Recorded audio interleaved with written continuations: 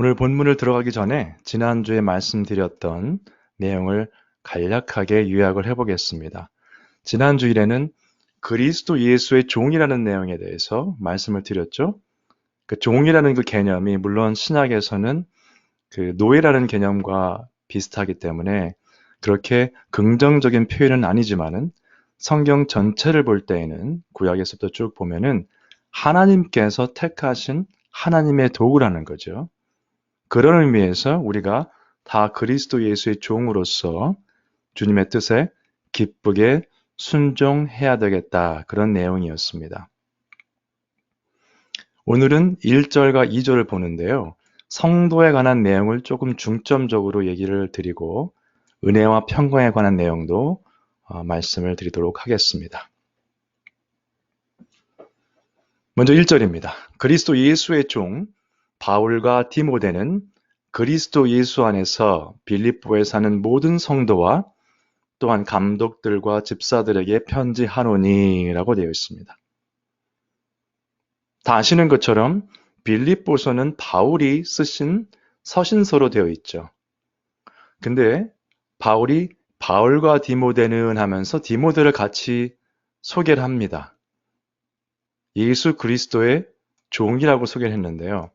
저자는 바울이지만 디모데를 같이 넣었던 이유를 한번 살펴보도록 하겠습니다. 말씀드린 것처럼 2차 전도 여행 때 사도 바울이 빌립보에 가서 말씀을 전하게 됩니다. 마게도니아 지방이죠. 그런데 거기에서 사도행전 16장 1절부터 보시면 이렇게 나옵니다. 바울이 더베와 루스드라에도 이름에 거기 디모데라 하는 제자가 있으니 그 어머니는 믿는 유대 여자요 아버지는 헬라인이라 라고 나옵니다. 그 지역이 더베와 이쪽이죠. 루스드라입니다. 그래서 2차 전도여행의 그 진행 과정을 보시면 쭉 이렇게 가요. 근데 이제 보시면은 2절에 디모데는 루스드라와 이고니온에 있는 형제들에게 칭찬받는 자니 바울이 그를 데리고 떠나고자 할새 그 지역에 있는 유대인으로 말미암아 그를 데려다가 할례를 행하니 이는 그 사람들이 그의 아버지는 헬라인인 줄 다 알미러라. 그래서 바울이 디모데를 데리고 떠났습니다. 그래서 빌립보에 가서 사역을 할 때 디모데도 함께 있었다라고 보시면 되겠어요. 그래서 빌립보에 있는 교인들은 성도들은 디모데에 대해서 잘 알고 있었습니다. 그래서 같이 이름을 넣었던 것이고요. 그 다음에 이제 오늘 중점적으로 설명드릴 부분인데 성도라는 단어입니다. 성도. 예. 성도는 원래 문자적으로만 보시면 구별되어 있다. 그렇죠? 따로 이렇게 구별되어 있는 그런 느낌을 받으시면 돼요. 그 단어의 그 뜻이. 근데 구약의 의미를 보면 하나님께 사용되기 위해서 구별되어진 것 이렇게 생각하시면 됩니다. 그런데 그 구별되었다는 그 단어, 거룩하다는 단어가 같이 연결되어 있거든요. 그래서 거룩하다는 단어는 사실은 하나님을 표현할 때 쓰는 단어였습니다. 중점적으로. 이사야서를 한번 보시겠습니다. 그러니까 성도와 거룩에 관한 내용이죠. 우시야 왕이 죽던 해에 내가 본즉 우시야 왕이 죽던 해니까 한 BC 한 740년경 됐을 당시 이야기입니다. 주께서 높이 들린 보좌에 앉으셨는데 그의 옷자락은 성전에 가득하였고 스랍들이 모시고 섰는데 각기 6 날개가 있어 그 둘로는 자기의 얼굴을 가리었고 그 둘로는 자기의 발을 가리었고 그 둘로는 날며 서로 불러 이르되 거룩하다 거룩하다 거룩하다 만군의 여호와여 그의 영광이 온 땅에 충만하도다 하더라 라고 표현되어 있습니다. 일반적으로 성경을 공부하실 때 또 읽으실 때에도 단어가 반복이 되면 강조하는 부분입니다. 예수님께서 예를 들어서 신약에서 내가 진실로 진실로 너희에게 말하노니 하면은 그 다음에 나오는 부분을 강조하시는 거예요. 하나님의 속성을 표현할 때도 강조하는 부분이 여기저기 나옵니다. 성경 말씀에. 그런데 거룩하다라는 표현만 3번 반복됩니다. 완전수라고 또 할 수 있죠. 그러나 하나님의 거룩하심에 대한 3번의 반복은 상당한 의미가 있습니다. 한번 나중에 묵상해 보시고요. 그래서 그 거룩하다라는 뜻과 성도가 연결이 되어 있는데 반응을 한번 보죠. 이사야가 참으로 거룩하신 하나님을 보았을 때 어떤 반응이었는가? 내가 말하되 이사야가 말하는 것입니다. 화로다 나여 망하게 되었도다. 나의 입술이 부정한 사람이요 나는 입술이 부정한 백성 중에 거하면서 만군의 여호와이신 왕을 배었음이로다 하였더라.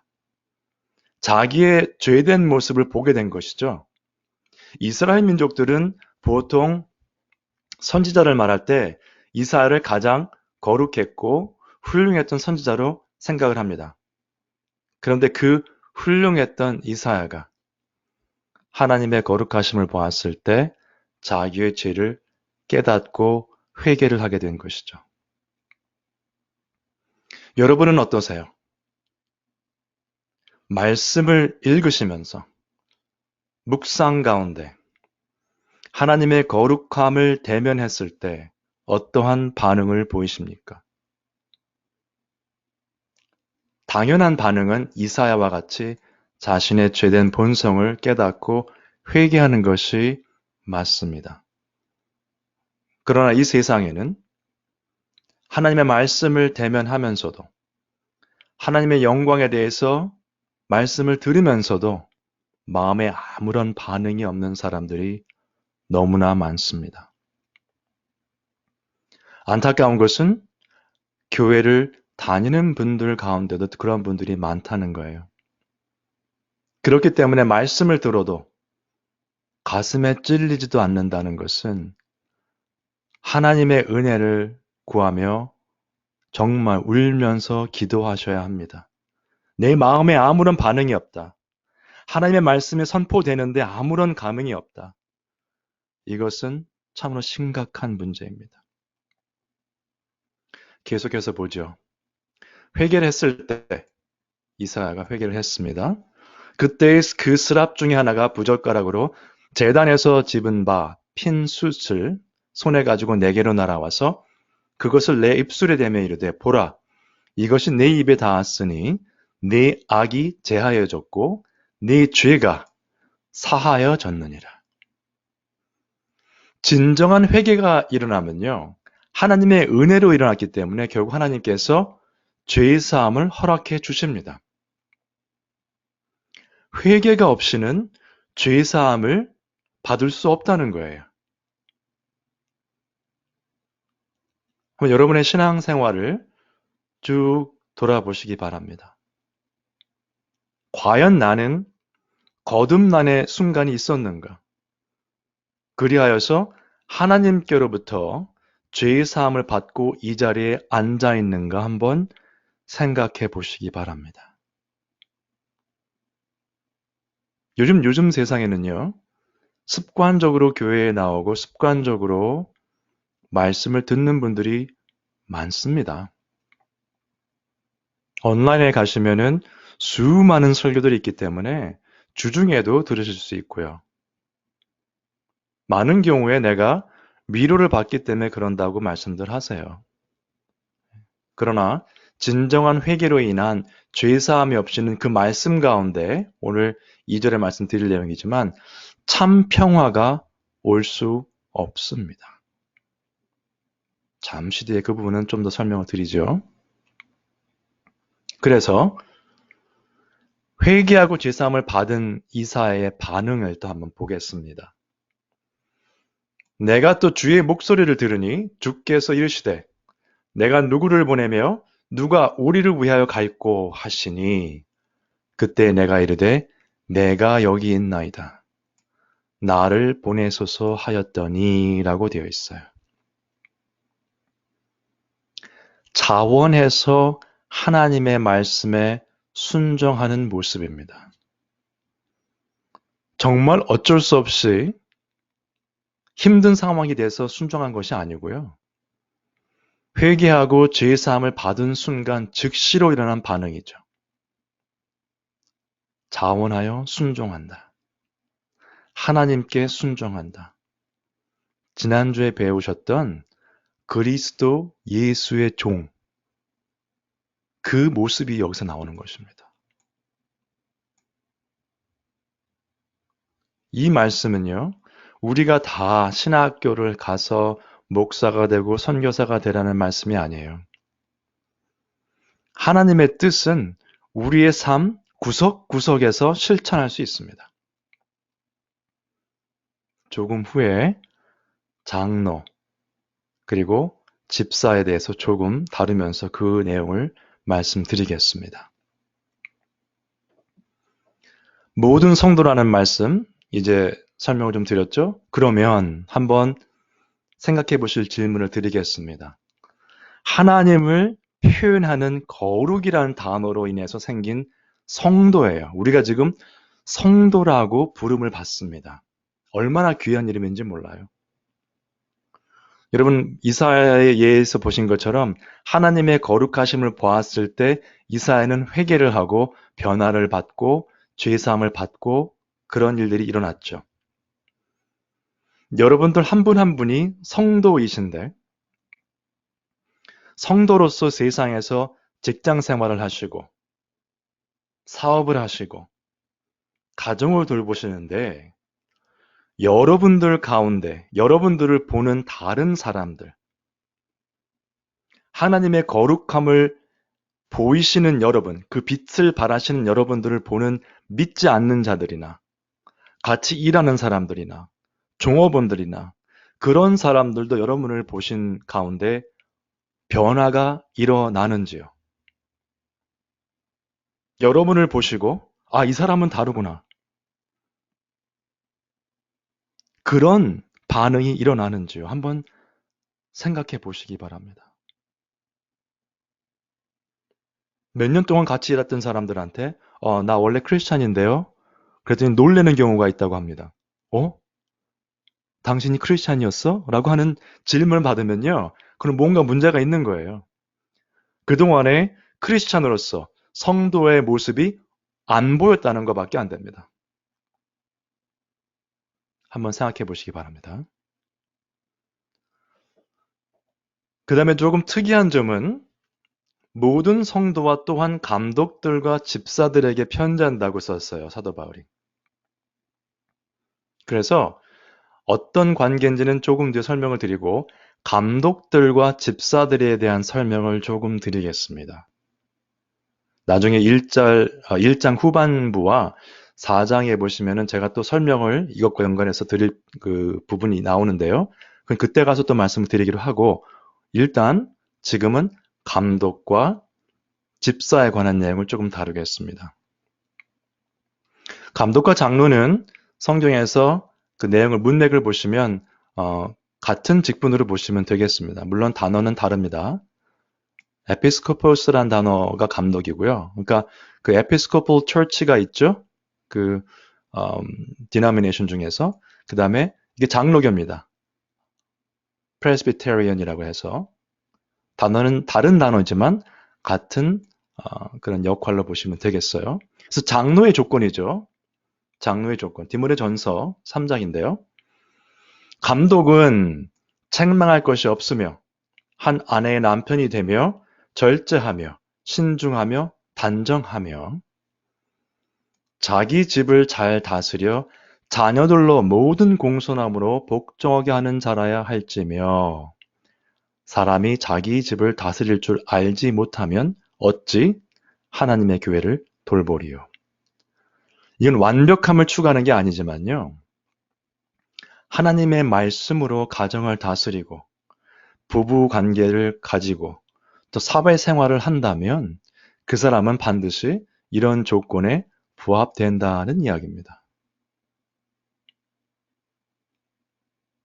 집사의 조건을 한번 보겠습니다. 집사들도 정중하고 일구이연을 하지 아니하고 깨끗한 양심에 믿음의 비밀을 가진 자, 또한 한 아내의 남편이 되어 자녀와 자기 집을 잘 다스리는 자일지니라고 되어 있어요. 여러분, 장로와 집사의 조건이 다른 점도 많이 있어요.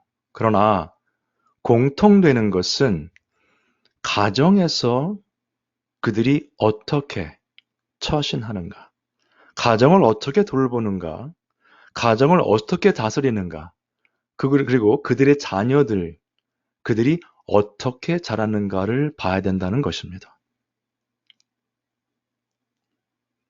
늘 그렇지는 않지만은 부모가 잘한다고 자녀가 꼭 잘하지는 않습니다. 열왕기 상하를 보시면 좋은 왕 밑에 악한 왕이 나오는 게 대부분이에요. 대부분이 악한 왕들이었죠, 사실은. 또 악한 왕 밑에 좋은 왕이 나오는 경우도 있었습니다. 예. 그러나 여기에서 말하는 것은 일반적인 내용이죠. 일반적으로 부모가 말씀을 늘 묵상하고 부모가 늘 기도를 하는데 아이들은 전혀 그쪽에 관심이 없다. 그런 일은 거의 일어나지 않습니다.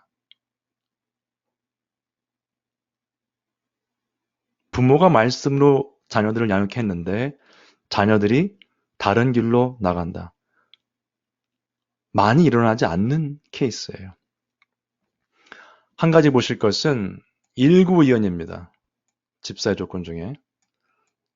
일구의연은 뭐냐면 이 말과 저 말이 틀린 거예요. 어떤 때는 말은 이렇게 하고 행동은 저렇게 합니다. 그러면 뭡니까? 위선이죠. 교회에서 행동할 때와 가정에서 행동할 때가 완전히 다르면 그 가정의 아내와 아이들이 그 남편을 혹은 남편과 아이들이 그 어머니나 아내를 어떻게 보겠어요? 그리고 그분 때문에 그 주위 사람들도 하나님을 떠나는 경우가 많습니다. 저런 사람이 집사를 하고 장로를 하고 목사를 한다면 나는 그런 하나님을 믿지 않겠다가 되는 거죠. 엄청난 죄를 짓는 것입니다, 사실은.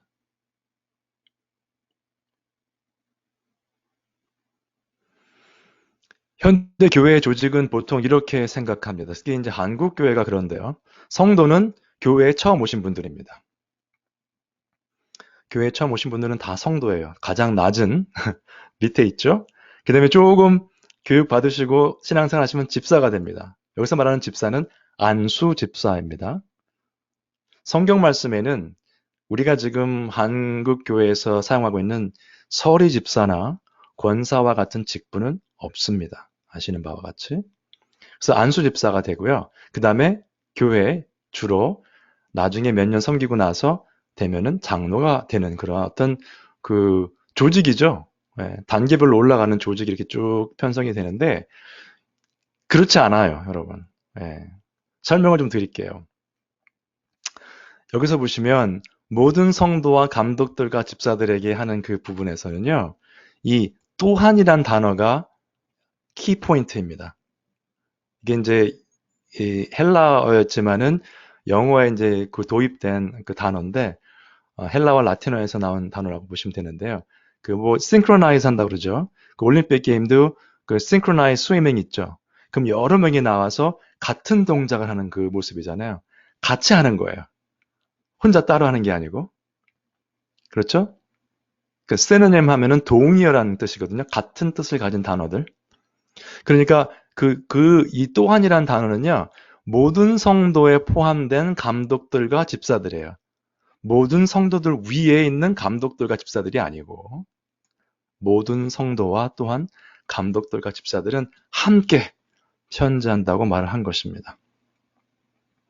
이것을 좀 설명을 더 드리면 결국 성도는 교회지요. 이거는 제가 좀 이따가 말씀 하나 보여드리겠습니다. 성도가 교회, 무형교회라고 하죠. 우리가 말하는 로컬 철치는 유형교회, 볼 수 있는 교회지만 하나님의 몸된 교회는 사실 모든 믿는 자들의 집합체입니다. 그 안에서 섬기는 분들이, 성도들 중에서 섬기는 분들이 감독과 장로 혹은 집사. 이렇게 볼 수 있겠죠. 그러면 이분들만 섬기는 것이냐라고 반문하실 수가 있는데 고린도전서 12장에 보시면 사도 바울이 이렇게 기록했습니다. 너희는 우리 성도들이겠죠? 그리스도의 몸이요 지체의 각 부분이라. 지체의 각 부분이라는 건 뭐죠? 몸을 이루고 있는 하나하나. 손, 발, 그렇죠? 뭐 내장 기관이 될 수도 있고 모든 신체 각 부분이죠. 하나님이 교회 중에 몇을 세우셨으니 첫째는 사도요, 둘째는 선지자요, 셋째는 교사요 등등등 나갑니다. 신체, 몸의 각 부분으로서 섬기는 거라는 거예요. 이 직책들을 가지고, 맡겨주신 사명을 가지고. 그렇기 때문에 이 맡겨주신 역할이 있지만은 여기에 나오지 않은 분들도 모든 분들이 다 같이 합력하셔야 돼요. 제가 못 느낀다고 해서 저의 그 소화기관이 오늘 하루 쉬겠다 하면 제가 음식을 먹을 수도 없고 소화도 안 됩니다. 그렇겠죠. 제가 안 보인다고 해서 속에 있는 기관들이 오늘만 쉬겠습니다 할 수는 없는 거예요. 계속해서 같이 합력해서 선을 이루어야 됩니다. 그런 의미에서 본다면 우리가 그리스도의 몸의 지체라는 것은요. 성도 여러분 한 분 한 분이 다 섬기셔야 된다는 이야기예요. 눈에 보이던 안 보이던. 그래야만 건강한 몸이 되겠죠. 그래야만 건강한 교회가 될 것입니다. 그런데 성도들은 어떤 사람들이냐? 빌립보에 사는 성도들에게 지금 편지를 쓴 것이죠. 근데 우리가 사는 것은요. 빌립보에 사는 것이 중요한 게 아니에요. 사실은. 물론 빌립보가 그 로마의 밑에 있으면서 어떻게 보면 로마 제국의 특권을 많이 받은 그런 도시였습니다. 거기에 살면서 로마 시민과 같은 위치에 있는 사람들이 많았어요. 더 중요한 것은 빌립보에 사는 것이 중요한 것이 아니라 그리스도 예수 안에서 거기에 산다는 거죠. 에베소서에 그 편지 쓸 때 이렇게 썼습니다. 사도 바울이. 에베소에 있는 빌립보와 같은 내용이죠. 에베소라는 그 특정한 지역에 있는 성도들과 그리스도 예수 안에 있는 신실한 자들. 지금 오늘날로 보면 우리는 성도라면 그리스도 예수 안에 있으면서 지금 미국의 버지니아에 살고 있는 게 우리죠. 예. 어디에 살고 있는 것이 문제는 아닙니다. 중요한 것은 그리스도 예수 안에서 살고 있느냐가 포인트입니다. 조금 설명을 더 드리면요. 이렇습니다. 그리스도 예수 안에서 사는 성도들은 어떤 특정한 장소에 살 수 있다는 거예요. 어떨 때는 미국처럼 미국의 시민권도 사실은 상당히 유익이 많이 있죠. 요즘 세상을 살면서. 빌립보에 사는 사람들이 그랬던 것이고요. 그래서 예수 안에 사는 것이 중요하고 우리가 어디 사는 것도 영향을 많이 미친다. 요 정도에서 끝나버리시면 생각이 조금 리밋될 수가 있어요. 제한될 수가 있습니다. 사도 바울이 나중에 빌립보서 3장에 말하는 것이 있습니다. 우리의 시민권은 하늘에 있는지라. 그리스도 예수 안에 있다는 것을 생각하시면요. 여기까지 생각을 하시고 사셔야 됩니다. 내가 빌립보에 있든지 에베소에 있든지 버지니아에 있든지 상관이 없어요. 그래서 여러분 그 여행 가실 때 다른 교회를 가셔서 혹시 머무시는 곳에 있는 교회를 들릴 수 있습니다. 주일이 이제 있으면 거기에 성도들을 만나면요. 한 번도 본 적이 없는 사람들이에요. 그러나 하나님의 자녀이기 때문에 반갑습니다. 얼마나 반가운지 몰라요. 왜? 우리가 다 예수 그리스도 안에 있기 때문에. 그리고 우리는 같이 하늘의 시민권을 가진 사람들이기 때문에 그런 것입니다. 꼭 기억하시면 앞으로 신앙생활 하시는데 많은 도움이 되실 것 같습니다. 왜냐하면 그 여행 가실 때 보통 교회를 찾아가시는 분들이 많진 않은 것 같아요. 근데 혹시 주일이 끊긴 상태에서 어디를 가시게 되면 뭐 출장을 가셔도 마찬가지고요. 교회를 찾아서 가십시오. 그래서 거기서도 성도의 교제를 하시면 참 아름다운 교제가 이루어지고 또 새로운 경험이 될 줄로 믿습니다. 성도, 계속 오늘 성도 이야기입니다. 결국 믿음 안에서 사는 자인데요. 갈라디아서도 우리 사도 바울이 쓴 글이죠. 여기 보시면 내가 그리스도와 함께 십자가에 못 박혔나니 다 외우신 구절이죠. 그런즉 이제는 내가 산 것이 아니다. 무슨 뜻이냐면 옛 사람은 죽었다는 거예요. 아까 말씀드린 것처럼 거룩함을 지니고 사는 하나님의 거룩함을 덧입어 사는 우리들은요. 이제는 옛 사람이 사는 것이 아니다. 옛 습관, 옛 말투, 나의 생각, 옛날 것들은 다 이제 없어지고 오직 내 안에 그리스도께서 사시는 것이라. 여러분 지금 잠깐 생각해 보셔야 돼요. 내 안에 그리스도께서 살고 계신데 성령께서 거하시는 전인데 나의 몸이 내가 지금 말하는 것과 사람들을 대하는 것과 삶의 모든 곳곳에서 영역에서 하는 모든 것들이 과연 그리스도의 향기를 내어보내는 삶을 살고 있는가? 계속합니다. 이제 내가 육체 가운데 사는 것은 나를 사랑하사 나를 위하여 자기 자신을 버리신 하나님의 아들을 믿는 믿음 안에서 사는 것이다. 성경의 표현을 보시면 굉장히 다릅니다. 우리가 세상에서 배우는 것과. 그리스도 안에서 살고 믿음 안에서 살고 그리스도께서 내 안에 계시고 세상적으로는 이해할 수도 없는 이런 표현 없습니다. 여러분 불교를 이제 연구하신 분이 있는지 모르겠습니다만 제가 알기로는 내가 부처님 안에 있고 이런 표현은 안 쓴다고 제가 알고 있어요. 그렇죠?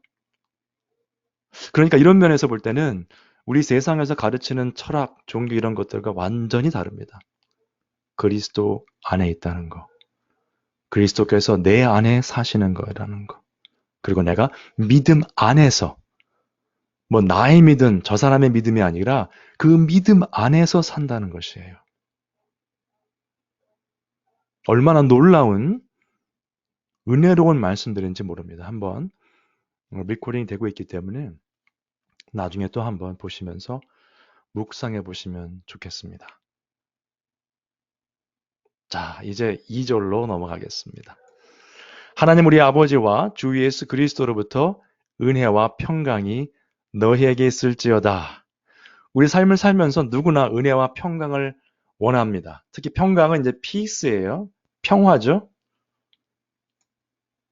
그 영어에서는 그 peace라고 표현을 하고 한국말에서는 평강으로 표현을 했는데 이게 이제 구약의 용어로 보면 샬롬까지 올라갑니다. 샬롬. 근데 그 샬롬이라는 것은 그 글자 그대로의 표현을 그 뜻을 보면 이렇습니다. 영원히 끊이지 않는 전쟁 중인데 이거는 뭐 하나님의 컨셉과 비슷하죠. 영원 전부터 영원 후까지 계속 있는 전쟁인데 그 전쟁이 지금 스탑했어요. 영원히 일어나던 전쟁, 그 아비규환이죠. 사람이 죽고 서로 다치고 혼란과 혼돈 속에 있던 그 전쟁이 딱 그쳐버렸어요. 영원히 계속될 것 같은 그 전쟁이 끝났을 때 아무런 소리도 없고 조용한 그 평화입니다. 근데 여러분 우리 삶을 지금 보시면 그런 조용한 평화는 우리가 이 삶 가운데 세상적인 관점에서 보면 누리지 못하고 있습니다. 사회가 지금 혼란스럽죠. 팬데믹 때문에 교회에서 만나지도 못하고 있죠. 집안에서 또 직장에서 아니면 사업체에서 여러 가지 문제들이 있습니다. 끊이지 않고 일어나고 있는 삶 가운데 우리는 살고 있어요. 그러나 우린 누구나 그러한 은혜와 평강을 기원합니다. 한번 생각을 해보겠습니다. 세상에서 가르치는 것. 세상의 논리는 내가 이해가 되어야 됩니다. 철학과 심리학 모든 것들을 보면 내가 뭔가 깨달아야 거기에 평화가 있다고 해요. 나 자신을 억셉트해라. 그러면 거기에 평화가 있다는 그러한 표현들을 합니다. 그런데 성경 말씀은 나를 의지하지 말라고 말씀합니다. 잠언에 보시면 너는 마음을 다하여 여호와를 신뢰하고 네 명철을 의지하지 말라라고 되어 있어요. 세상 가운데 나가서 이런 이야기를 하면 사람들이 이상하게 생각을 하죠. 우리의 노력과 우리의 명철과 우리의 계획으로 이루는 것이지 이게 무슨 말인가라고 의아해할 것입니다. 그러나 믿는 우리에게는 이 말씀이 삶을 바꾸는 말씀이 되어야 되겠습니다. 그런 의미에서 은혜와 평강 이 두 단어를 생각해 보실 때 이렇게 보시면 될 것 같아요. 빌립보서 1장 2절에 나온 것처럼 하나님 아버지와 주 예수 그리스도로부터 은혜와 평강입니다. 은혜와 평강의 소스는 그것을 제공해 주시는 분은 하나님이셔요. 우리가 아닙니다. 우리 옆에 있는 사람들이 아니에요. 하나님께서 공급해 주신다. 그것을 깨닫게 되면 사도 바울과 같은 고백이 나올 수 있습니다. 고린도전서 15장은 부활에 관한 내용이죠. 그러나 사도 바울이 이렇게 고백을 합니다. 내가 나 된 것은 하나님의 은혜로 된 것이니. 우리가 받을 수 없는 자격도 없는 것을 하나님께서 은혜로 주셨다는 것입니다. 우리가 하나님의 은혜라는 말을 많이 사용하는데요. 그 은혜라는 단어만 제대로 묵상을 하셔도 삶이 변화를 받습니다. 내가 도저히 이룰 수도 없고 내가 성취할 수 없는 그러한 것들을 하나님의 전적인 은혜로 그냥 주셨다는 거예요. 사도 바울이 사도 바울 된 것은 하나님의 은혜다. 내가 나 된 것은 하나님의 은혜로 된 것이다. 모든 것을 주시는 분이, 허락하시는 분이 하나님이라는 것을 알게 되면 그때 가서 이 평강, 평화, 피스를 누릴 수가 있는데 그것이 바로 예수님께서 말씀하신 평안입니다. 평안을 너에게 끼치노니 곧 나의 평안을 너에게 주노라. 내가 너에게 주는 것은 세상이 주는 것과 같지 아니하니라. 이 부분이 중요합니다, 여러분. 우리가 가끔 혼란에 빠지는 것은 우리가 생각하는 평안, 평강이 세상에서 말하는 평안이나 평강의 가능성이 높기 때문에 그렇습니다. 세상에서 주는 평안과 평강은요, 잠시 있다가 없어지는 것이에요. 무슨 일이 잘 풀리면 평화롭게 되는 것 같은데 또 다른 일 때문에 머리가 아파집니다. 예수님께서 그 부분을 너무 잘 아셨기 때문에 이렇게 말씀하신 거죠. 세상에 주는 것과 같지 아니하다. 나의 평안은.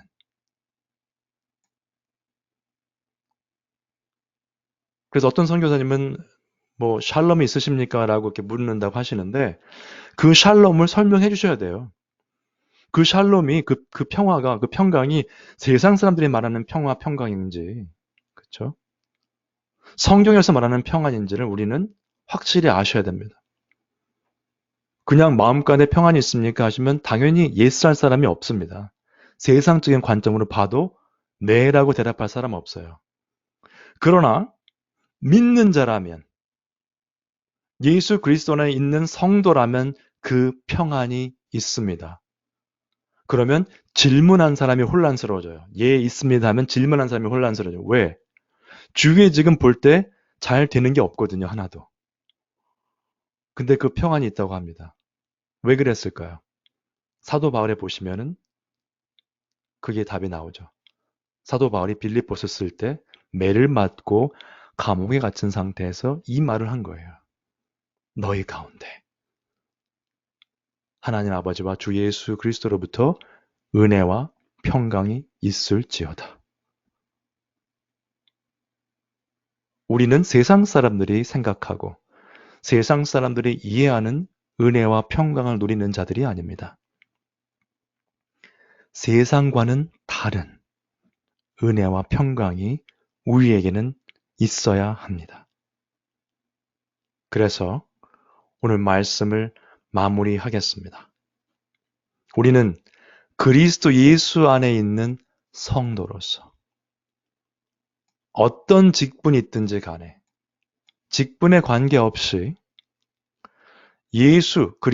그리스도 예수의 종으로서